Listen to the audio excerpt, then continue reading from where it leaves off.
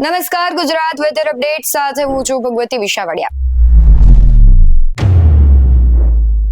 છેલ્લા ઘણા દિવસથી પ્રી મોન્સૂન એક્ટિવિટીના ભાગરૂપે રાજ્યમાં વરસાદ વરસી રહ્યો છે। ઘણા બધા એવા વિસ્તારો છે કે ક્યાંક છૂટા છવાયા તો ક્યાંક ભારે વરસાદની આગાહી કરવામાં આવી રહી છે અને તે મુજબ વરસાદ પણ વરસી રહ્યો છે। પરંતુ આગામી દિવસોમાં વાતાવરણ કેવું રહેશે, આજથી લઈને ઘણા બધા એવા વિસ્તારો છે કે ત્યાં આજથી લઈને આગામી દિવસોમાં ભારે તથા છૂટાછવાયા વરસાદની આગાહી કરવામાં આવી છે। હવામાન નિષ્ણાંતો છે, હવામાન વિભાગ છે, તેમના દ્વારા આગાહી કરવામાં આવી છે। ત્યારે ગુજરાતમાં વરસાદની આગાહી વચ્ચે કાળઝાળ ગરમીનો દોર પણ યથાવત છે। જો કે જેમ જેમ ચોમાસું ગુજરાત તરફ આગળ વધી રહ્યું છે તેમ તેમ વાતાવરણમાં પલટો જોવા મળશે। હાલ અમદાવાદ સહિત રાજ્યના મોટા ભાગના શહેરોમાં વાદળછાયું વાતાવરણ જોવા મળી રહ્યું છે। ત્યારે હવામાન વિભાગે દક્ષિણ ગુજરાતમાં છૂટાછવાયા સ્થળોએ હળવોથી મધ્યમ વરસાદની શક્યતા વ્યક્ત કરી છે।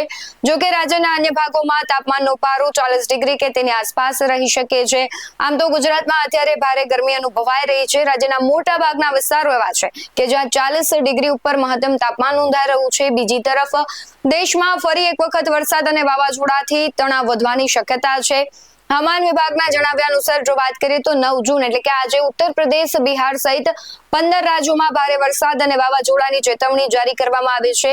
90 કિલોમીટર પ્રતિ કલાકની ઝડપે પવન પણ ફૂંકાઈ શકે છે। સાથે જ આગામી 7 દિવસ રાજ્યના મહત્તમ તાપમાનમાં કોઈ મોટો ફેરફાર થવાની શક્યતા નથી। જો કે દક્ષિણ ગુજરાતમાં નવસારી, વલસાડ, તાપી, ડાંગ જિલ્લામાં છૂટાછવાયા સ્થળોએ હળવાથી મધ્યમ વરસાદ થઈ શકે છે। સાથે જ રાજ્યના જે બાકીના ભાગો છે ત્યાં શુષ્ક હવામાન રહી શકે છે।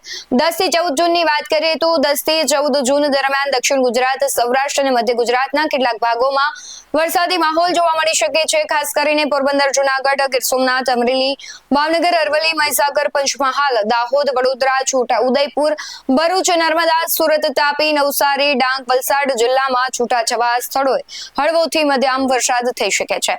ગઈકાલની વાત કરીએ તો 8 જૂન 2026ના રોજ નોંધાયેલા મહત્તમ તાપમાનમાં અમદાવાદમાં 42.2 ડિગ્રી સાથે રાજ્યનું સૌથી ગરમ શહેર રહ્યું હતું। ત્યારબાદ ભાવનગરમાં 41.1 ડિગ્રી, સુરેન્દ્રનગરમાં 41.2 ડિગ્રી, વલ્લભ વિદ્યાનગરમાં 40.9 ડિગ્રી, ગાંધીનગરમાં 40.8, રાજકોટમાં 40.6, ડીસામાં 40.1, વડોદરામાં 38.8 સહિત સુરતમાં 35.2, વેરાવળમાં 33.8 અને દ્વારકામાં 33 ડિગ્રી મહત્તમ તાપમાન નોંધાયું હતું।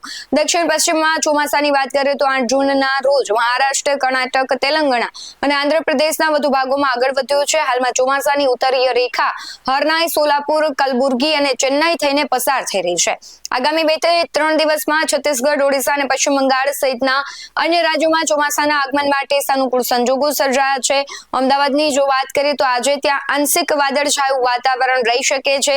રાજકોટની હવામાનની જો વાત કરીએ તો ત્યાં પણ વાદળછાયું વાતાવરણ રહેવાની શક્યતા છે અને મહત્તમ તાપમાન 42 ડિગ્રી આસપાસ રહી શકે છે। વડોદરામાં પણ વાદળછાયું જ વાતાવરણ રહેવાની શક્યતા છે। મહત્તમ તાપમાન ત્યાં 39 ડિગ્રી રહેવાની શક્યતા છે, જ્યારે લઘુત્તમ તાપમાન 30 ડિગ્રી રહી શકે છે। સુરતમાં પણ તે જ પ્રમાણે આંશિક વાદળછાયું વાતાવરણ રહી શકે છે। મહત્તમ તાપમાન 35 ડિગ્રી રહેવાની શક્યતા છે, જ્યારે લઘુત્તમ તાપમાન 29 ડિગ્રીની આસપાસ રહી શકે છે। ગુજરાતના દરિયાકાંઠાના વિસ્તારોની વાત કરીએ તો આજે ભારે પવન ફૂંકાવાની શક્યતા છે।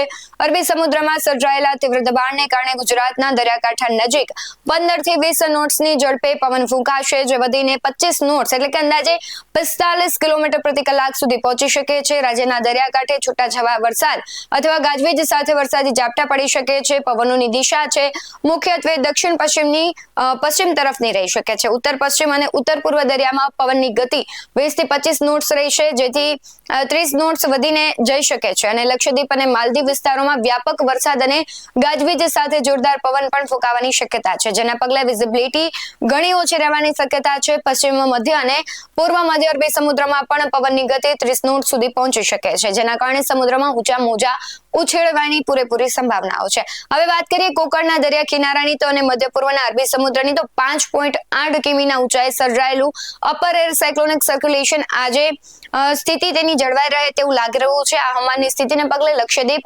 માલદીવ અને કોમોરોન વિસ્તાર અત્યંત ગાઢ વાદળો સાથે તોફાની વરસાદની ત્યાં સંભાવના છે. દક્ષિણ પશ્ચિમ અને મધ્ય અરબી સમુદ્રમાં પણ મધ્યમથી તીવ્ર વરસાદની ગતિવિધિઓ જોવા મળી શકે છે અને સાથે જ દરિયાકાંઠાના જે વિસ્તારો છે ત્યાં હવામાનમાં ખૂબ મોટા ફેરફારો આવી શકે છે. તમારા વિસ્તારમાં જો વરસાદ વરસી રહ્યો હોય તો તે વિડીયો તમે અમને મારા વોટ્સએપ નંબર પર મોકલી શકો છો. બાકી આવા જ વધુ અહેવાલો સાથે ફરી મળતા રહીશું. તમે અમારી યુટ્યુબ ચેનલને સબસ્ક્રાઇબ કરવાનું, અમને ફેસબુક અને ઇન્સ્ટાગ્રામ પર ફોલો કરવાનું ભૂલશો નહીં. બાકી અમને અપડેટ્સ મેળવવા માટે જોતા રહો BS9 ન્યૂઝ. નમસ્કાર.